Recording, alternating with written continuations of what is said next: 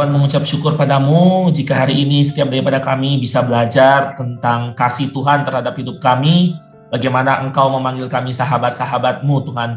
Oleh karena itu, bimbing setiap daripada kami, berikan hikmat Tuhan, sehingga hari ini kami mengerti apa konsekuensi kami sebagai sahabat-sahabat-Mu Tuhan. Dalam nama Tuhan Yesus kami berdoa dan mengucap syukur, haleluya, amin. Puji Tuhan, Bapak Ibu, ya kembali lagi kita bertemu.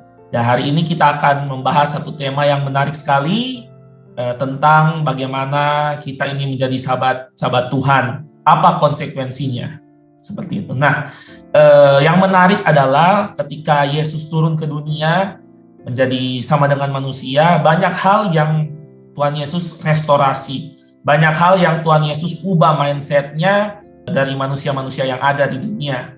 Nah, salah satunya Yesus memanggil kita bukan hanya hamba, bukan hanya memanggil kita orang-orang pilihan yang dipanggil Tuhan, bukan sampai di situ aja.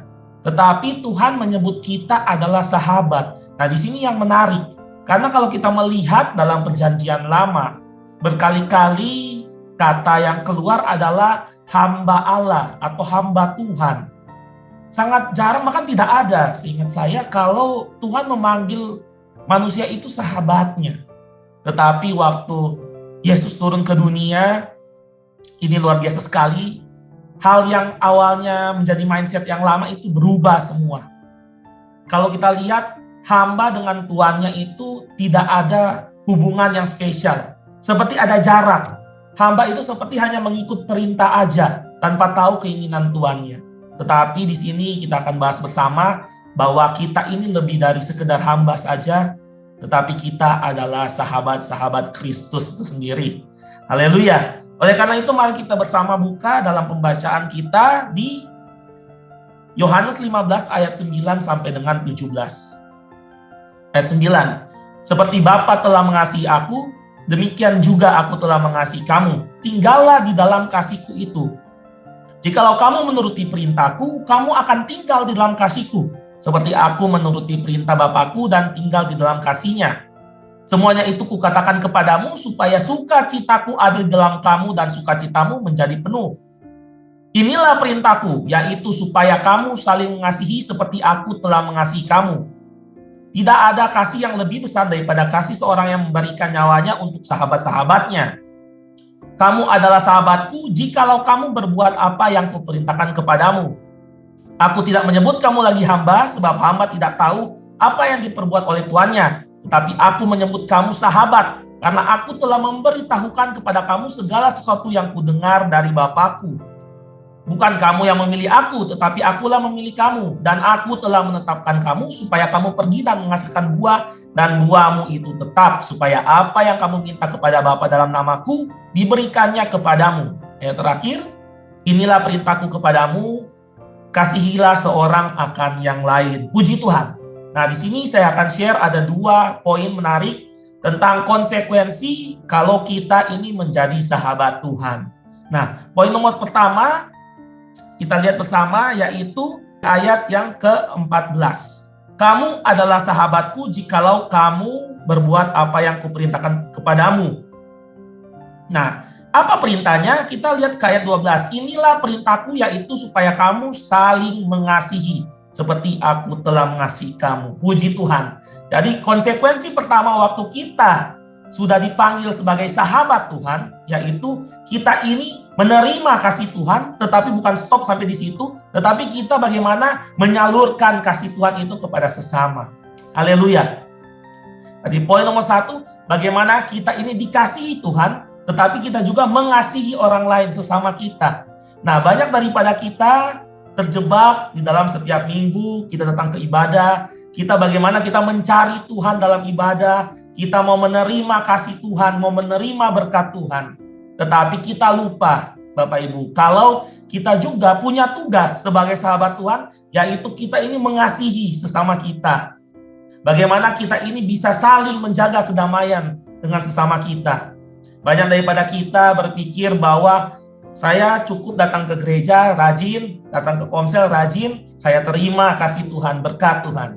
Tetapi kita lupa bagaimana kasih Tuhan itu juga harus sampai kepada sesama kita. Nah, jadi perintah Tuhan yaitu kita ini harus mengasihi sesama kita.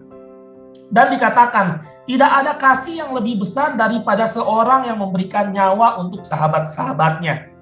Nah, bagaimana waktu Yesus masih di dunia, Yesus melayani para muridnya, dia menganggap mereka sahabat, dia melayani satu persatu, dia mengajar. Tetapi waktu Yesus sudah kembali ke surga, sudah naik ke surga, kita lihat bahwa para rasul-rasul ini banyak sekali juga yang meninggal gara-gara mereka terus memancarkan kasih Tuhan dalam hidup mereka. Bagaimana mereka terus melayani jemaat pada mula-mula di saat itu. Kalau kita lihat bahwa kasih Tuhan itu tidak stop, tidak berhenti cuma sampai ke Petrus, ke Yohanes, dan kepada para rasul yang lain, Bapak Ibu. Tetapi bagaimana mereka juga rela memberikan nyawa mereka, bukan hanya untuk Tuhan, tetapi mereka rela untuk mengajar jemaat-jemaat pada saat itu, bahkan memberikan nyawa mereka. Bahkan pada saat itu Petrus itu tidak sempat melarikan diri karena dia memutuskan untuk tinggal di dalam satu kota karena dia tahu bahwa dia dipanggil untuk memberikan kasih Tuhan kepada jemaat pada saat itu. Puji Tuhan. Nah, jadi pada saat ini mari saya mengajak Bapak Ibu termasuk mengingatkan diri saya sendiri kalau kita hari ini dipanggil sebagai sahabat Tuhan bukan hanya untuk menerima kasih Tuhan yang luar biasa indah, tetapi pada hari ini juga kita dipanggil untuk memancarkan, membagikan kasih Tuhan kepada sesama kita. Tidak usah jauh-jauh mulai dari keluarga kita, orang-orang terdekat kita, teman gereja kita. Bagaimana waktu kita di rumah, di dalam pelayanan, kita ada gesekan dengan mereka. Bagaimana orang akan lihat apakah yang kita pancarkan itu kasih Tuhan atau keluh kesah kita. Apakah waktu kita gesekan dengan mereka, apakah kita pancarkan kasih Kristus atau marah-marah kita. Nah, oleh karena itu, mari yang kita tunjukkan yang baik seperti Yesus juga sudah mengasihi kita. Puji Tuhan. Kita lihat di poin yang kedua pada ayat yang ke-15. Aku tidak menyebut kamu lagi hamba, sebab hamba tidak tahu apa yang diperbuat oleh tuannya. Tetapi aku menyebut kamu sahabat, karena aku telah memberitahukan kepada kamu segala sesuatu yang telah kudengar dari Bapakku. Puji Tuhan. Poin kedua yaitu berbicara soal bagaimana waktu kita sudah menjadi sahabat Tuhan, konsekuensinya yaitu kita ini dipercaya Tuhan dengan rahasia-rahasia yang Tuhan tahu tentunya. Nah, kalau kita lihat Bapak Ibu kita bisa buka di satu ayat lagi. Di Yohanes 2 ayat 24 berkata, tetapi Yesus sendiri tidak mempercayakan dirinya kepada mereka karena ia mengenal mereka semua. Satu ketika Yesus melayani satu tempat, Bapak Ibu, Yesus itu tidak mempercayakan dirinya kepada mereka. Kenapa? Karena dia tidak merasa mereka ini mau menjadi sahabat-sahabat Tuhan. Yesus tahu kalau mereka ini tidak ingin mengenal Yesus lebih baik lagi. Mereka itu ada maksud kepada Yesus. Ada satu tujuan tertentu yang tidak bagus. Nah, oleh karena itu hari ini Bapak Ibu, kalau Yesus sudah memanggil kita sebagai sahabat, mari kita ini bukan hanya sekedar percaya kepada Yesus, kepada Tuhan, tetapi mari kita juga itu bisa dipercaya oleh Tuhan. Nah, kalau kita lihat perjanjian lama bahwa imam untuk datang kepada Tuhan di perjanjian lama, itu dia harus membawa satu ukupan, satu korban persembahan, sehingga dia itu bisa mendekat kepada Tuhan di dalam ruang Maha Kudus. Tetapi ketika Yesus mati di kayu salib, ruang Maha Kudus itu tirainya terbelah, Bapak Ibu. Artinya apa? Artinya pada saat ini kita bebas membangun hubungan dengan Tuhan. Tidak ada jarak lagi dengan Tuhan. Bahkan kita tidak perlu pakai ritual macam-macam. Kita tidak perlu harus ada satu cara-cara tertentu. Cukup kita masuk ke kamar kita kunci. Kita sudah bisa bertemu dengan Tuhan kita lewat hubungan yang dalam, hubungan yang intim di dalam doa percaya kita kepada Tuhan. Oleh karena itu Bapak Ibu, hari ini konsekuensi kedua, waktu kita sudah tahu kalau kita ini adalah sahabat Tuhan, jangan cuma stop kita percaya kepada Tuhan, tetapi bagaimana kita bisa dipercaya oleh Tuhan Yesus. Nah, waktu Yesus percaya kepada kita, dia juga akan mempercayakan hal-hal lain, mungkin rahasia-rahasia, hal-hal yang belum terjadi lewat nubuatan, lewat satu mimpi-mimpi. Jadi kita tidak perlu seperti mencari nubuat-nubuatan.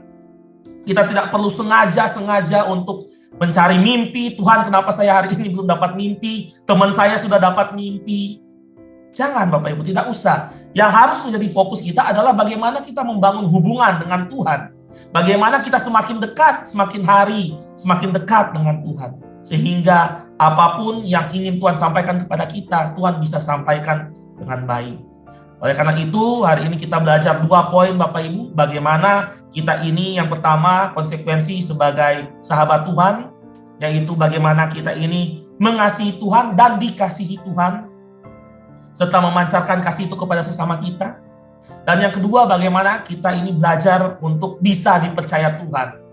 Hidup orang yang bisa dipercaya Tuhan itu terpancar dari karakter hidupnya. Bahkan waktu gak ada orang lain yang lihat, dia tetap sifatnya bagus. Walaupun tidak ada pemimpin yang tegur, dia bisa tetap melakukan firman Tuhan. Puji Tuhan. Mari kita tutup pada hari ini doa kita. Kita satu dalam doa. Kita tundukkan kepala, saudara. Bapa kami dalam surga, yang kami kenal dalam nama Tuhan Yesus. Kami berdoa agar setiap daripada kami mempunyai hati yang taat kepada firman Tuhan. Firman-Mu adalah untuk kebaikan kami. Karena firman-Mu mengandung janji. Walaupun terkadang kami tidak mengerti, tetapi pimpinlah kami untuk tetap mampu melakukannya. Mari dekapkan kedua tangan kita di dada. Jika saudara punya pergumulan, persoalan, tantangan di dalam karir, studi, keuangan, masalah keluarga, kesehatan, apapun juga, termasuk perjodohan, biarlah berkat Tuhan turun ke atasmu, dan kekuatan kasih Tuhan turun ke atasmu juga. Dan percayalah, bahwa Tuhan akan membukakan pintu-pintu berkat serta damai sejahtera Allah menaungimu senantiasa. Saudara yang terkasih oleh Tuhan, jikalau masih ada yang sakit, mari tumpangkan tanganmu di bagian yang sakit supaya menjadi sembuh di dalam nama Tuhan Yesus. Haleluya. Amin. Jika saudara masih membutuhkan pelayanan doa dan konseling, silakan menghubungi nomor di bawah ini. Tuhan Yesus memberkati.